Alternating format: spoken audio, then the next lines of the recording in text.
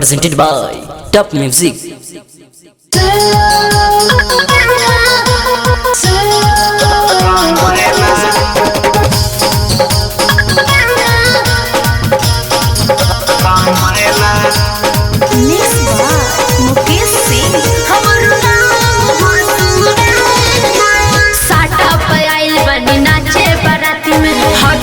पीछा न बताब दे हम छाती में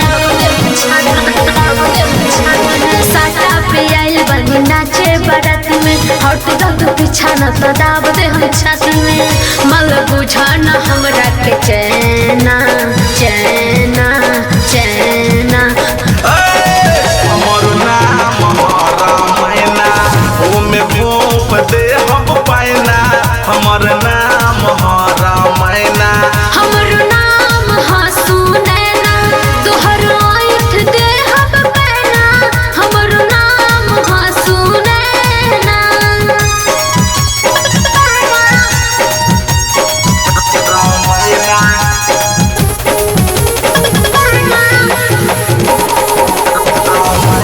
नेहा रिकॉर्डिंग स्टूडियो चकिया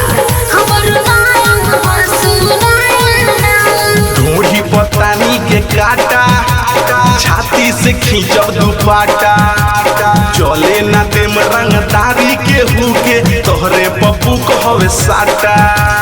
तोहरे पप्पू कहवे साटा ढूंढी पतानी के काटा छाती से खींचब दुपाटा चले ना देम रंगदारी के हुके तोहरे पप्पू कहवे साटा डर नहीं लगे तोरा जिला जवार के लहंगा में रखी तोरा जैसन साटेदार के ज्यादा बोलबो तो फेर दे हम बैना बैना बैना हमर नाम हमारा मैना ओमे भोप दे हम पाइना हमर नाम हमारा मैना हमर नाम हंसू नैना तोहर आँख दे हम पैना हमर नाम हंसू नैना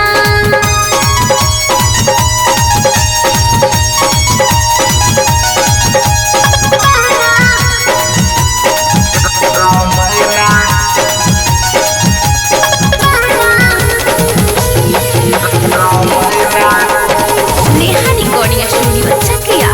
हमर नाम हंसू नैना कहता सुरेश दीवाना खाली बाजे दे भोजपुरी गाना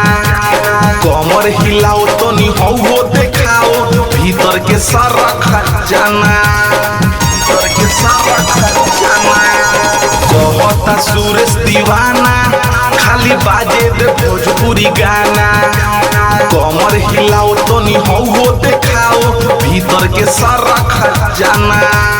आर्यन अलग मिटल इस्लाम के सजी धरना ऐसे तो देना देना हटना हमर नाम हमारा मैना ओमे भोप दे हम पाइना हमर नाम हमारा मैना हमर नाम हंसू नैना तोहर आँख दे हम पैना हमर नाम हंसू नैना मिक्स बाई नेहा फिल्म्स चकिया।